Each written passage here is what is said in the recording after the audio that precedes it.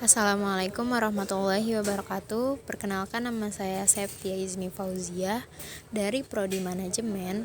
Membuat video ini untuk salah satu pengumpulan tugas mata kuliah Pendidikan Agama Islam, yaitu dengan materi Ekonomi Islam.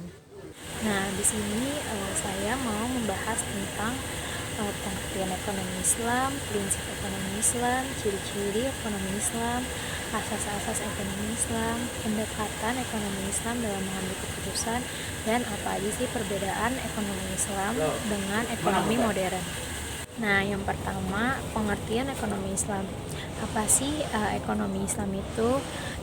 Ekonomi Islam adalah sistem ekonomi yang dijalankan berdasarkan syariat Islam atau aturan-aturan Allah.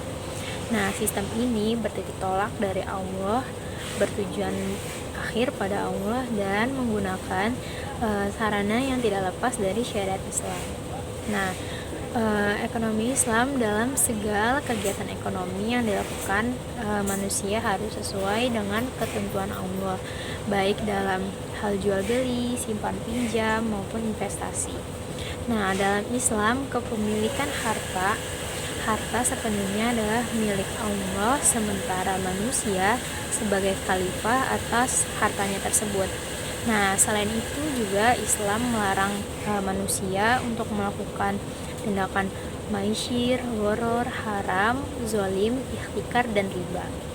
Nah, kemudian ada prinsip-prinsip ekonomi. Yang pertama adalah melarang maisyir. Apa sih maisyir itu? Maisyir adalah salah satu tindakan perjudian yang berarti seseorang ingin mendapatkan harta tanpa harus bersusah payah. Ada suatu pekerjaan untuk memperkaya diri sendiri, akan tetapi dengan cara merugikan pihak lain. Nah, yang kedua ada larangan gharar. Gharar yaitu suatu tindakan penipuan yang dapat merugikan orang lain, di mana dalam transaksi terdapat unsur-unsur tersembunyi yang dilakukan oleh salah satu pihak untuk mendapatkan keuntungan. Nah, gharar ini bisa berakibat sangat buruk karena menimbulkan kebencian pada pihak yang bertransaksi. Kemudian larangan melakukan hal haram. Hal haram itu adalah hukum yang dijatuhkan pada saat zat atau suatu benda yang dilarang untuk digunakan atau dikonsumsi karena dilarang oleh Allah, dan baik dari segi barang atau maupun cara memperolehnya. Nah, yang keempat adalah larangan zalim. Larangan zalim adalah tindakan yang merugikan orang lain maupun menyakiti orang lain untuk maksud tertentu. Karena dalam Islam, transaksi yang dilakukan harus atas dasar saling ridho, maka Islam tidak membenarkan hal ini. Yang kelima adalah larangan ikhtikar, yaitu suatu kegiatan penimbunan barang untuk maksud memperoleh keuntungan yang besar dengan cara menahan suatu barang dalam suatu keadaan dan akan menjualnya kembali pada saat harga melonjak. Nah, yang terakhir ada larangan riba, yaitu tambahan atas suatu transaksi yang dilakukan biasanya dalam hutang piutang, yaitu dalam bentuk bunga. Islam tidak membenarkan riba dalam bentuk apapun, walaupun keduanya sama-sama rela, kecuali dalam bentuk bonus atau bentuk terima kasih peminjam kepada yang meminjamnya. Selanjutnya ada ciri-ciri ekonomi Islam. Walaupun belum ada negara yang menerapkan sistem ekonomi Islam secara utuh, bahkan di negara Arab yang dimana Islam diturunkan di negara tersebut, mereka belum menerapkan seutuhnya. Akan tetapi, ekonomi Islam memiliki ciri-ciri yang menyempurnakan sistem ekonomi lainnya, yaitu komando dan liberal. Berikut ini merupakan ciri-ciri ekonomi Islam, yaitu yang pertama, hak individu diakui namun diberi batasan. Yang kedua, hak umum atau umat diakui dan diutamakan. Nah, yang ketiga, hak umum harus didahului dari hak individu jika itu sangat mendesak atau daruriyah. Masuk kepada asas-asas ekonomi Islam. Yang pertama ada al-milkiyah, yaitu konsep kepemilikan. Yang kedua ada tasarruf fil milkiyah, yaitu pengelolaan atau pemanfaatan kepemilikan. Dan yang terakhir ada tauzi'ul sarwah bainan nas, yaitu distribusi kekayaan di antara masyarakat. Nah, selanjutnya ada pendekatan ekonomi Islam dalam mengambil keputusan. Yang pertama ada pendekatan menolak atau negation. Maksudnya tuh apa? Maksudnya adalah bahwa tidak semua paradigma ekonomi konvensional bisa diterima masuk dalam ekonomi Islam. Sebagian paradigma ekonomi konvensional bahkan mungkin bagian yang paling fundamental harus ditolak dan tidak bisa dikompromikan dengan ajaran Islam. Nah, yang kedua ada pendekatan memandukan atau integration, yaitu selain menolak yang tidak sesuai, Islam juga mengakui kebaikan-kebaikan yang ada pada sistem lain.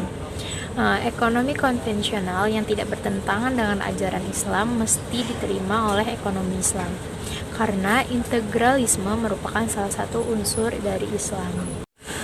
Nah, yang ketiga ada pendekatan menambah nilai, yaitu value addition, yang dimana ekonomi Islam mampu memberikan nilai tambah yang baru dan memberikan manfaat bagi kehidupan manusia. Masuk ke perbedaan ekonomi Islam dan ekonomi konvensional atau modern. Di ekonomi Islam itu berlandaskan Al-Quran dan hadis yang bertujuan mencapai falah, yaitu kesejahteraan antara dunia dan akhirat. Nah, dengan menjunjung nilai keadilan dan kemaslahatan umat. Sedangkan ekonomi konvensional atau modern berlandaskan pemikiran manusia dan materialisme, fokus pada pencapaian keuntungan maksimal dan pemenuhan kebutuhan material. Nah, kalau ekonomi Islam, Allah itu sebagai pemilik mutlak, kemudian manusia hanya sebagai khalifah atau pengelola yang diberi amanah. Sedangkan kalau ekonomi konvensional, kepemilikan mutlak itu ada pada individu atau institusi. Nah, yang ketiga, ekonomi Islam melarang riba, gharar, dan maisir. Riba itu bunga, gharar itu ketidakpastian yang berlebihan, dan maisir itu perjudian. Kalau menurut ekonomi modern, menggunakan sistem bunga itu sebagai instrumen utama dalam transaksi keuangan. Nah, yang keempat, kalau di ekonomi Islam itu uang sebagai alat tukar, bukan komoditas yang bisa diperdagangkan. Sedangkan di ekonomi konvensional, uang bisa menjadi komoditas yang diperdagangkan untuk menghasilkan keuntungan. Nah, yang kelima, di ekonomi Islam itu mewajibkan zakat, mendorong sedekah dan wakaf untuk pemerataan kesejahteraan. Sedangkan menurut ekonomi konvensional, distribusi kekayaan lebih mengandalkan mekanisme pasar dan pajak. Nah, yang keenam, ekonomi Islam harus sesuai syariah, melarang produksi dan konsumsi barang yang haram, barang atau jasa yang haram. Nah, yang keenam, kalau menurut ekonomi konvensional itu bebas selama tidak melanggar hukum yang berlaku. Yang ketujuh, ekonomi Islam menekankan keseimbangan antara individu dan sosial, kewajiban membantu sesama. Nah, kalau di di ekonomi konvensional lebih menekankan kepentingan individu, tanggung jawab sosial yang bersifat sukarela. Nah, yang kedelapan, kalau ekonomi Islam itu keuntungan harus diperoleh secara halal dan adil, dan mempertimbangkan aspek sosial serta lingkungan.